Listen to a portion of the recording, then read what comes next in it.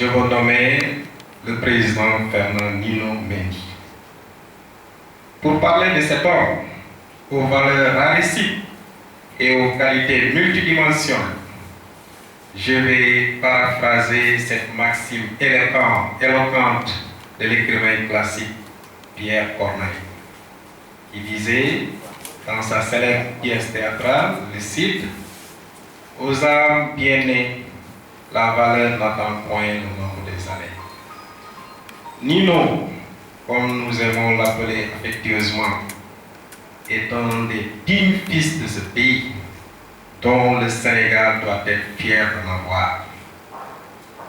Patriote convaincu et imbu de principes humanistes, de probité, d'intelligence extraordinaire, de culture très solide, de simplicité sans commune mesure, l'homme, malgré son jeune âge, n'a pas mis beaucoup de temps pour comprendre qu'il est fait pour devenir un vrai meneur d'hommes. L'homme fascine par la pertinence de ses idées, l'éloquence de sa pensée, la justesse de sa vision. Il impressionne par le pouvoir de son verbe honnête et sincère. Depuis son jeune âge, il avait très tôt compris qu'il a une grande responsabilité à assumer et un destin à accepter. D'ailleurs, il s'en était confessé un jour auprès d'une dame qui le questionna sur son engagement politique. Il lui répondit ceci.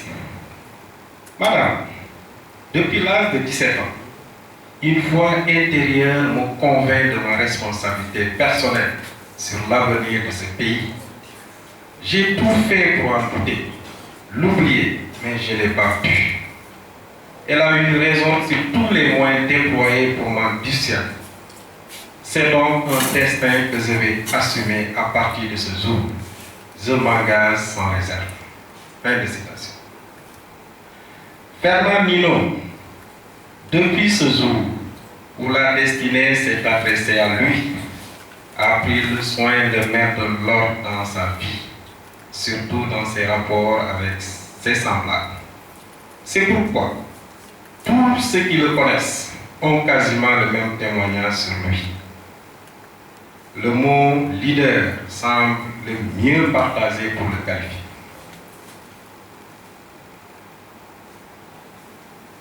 Son engagement politique est un engagement nourri par son amour débordant pour ce pays. Dans nos nombreuses correspondances, il me confia ce secret qu'il me pardonnera de le partager avec vous. Monsieur le Président, je sais que j'ai votre pardon.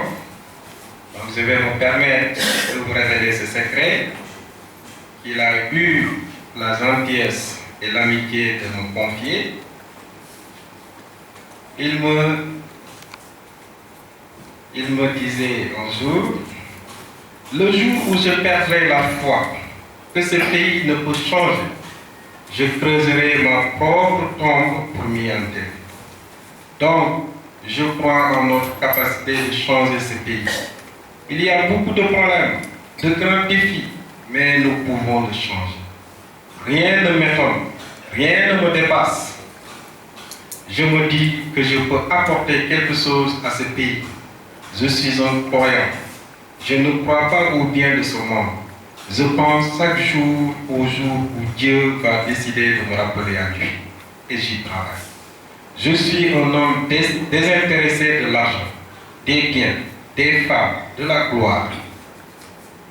Si ce n'était pas la conscience de ma responsabilité, j'aurais vécu tranquillement ma vie jusqu'à ma retraite et jusqu'à ma mort. Fin de citation. Mesdames, messieurs, honorables invités, c'est sur cette confidence que je termine mon discours. Vive l'Union patriotique, vive le Sénégal. Merci de votre aimable attention.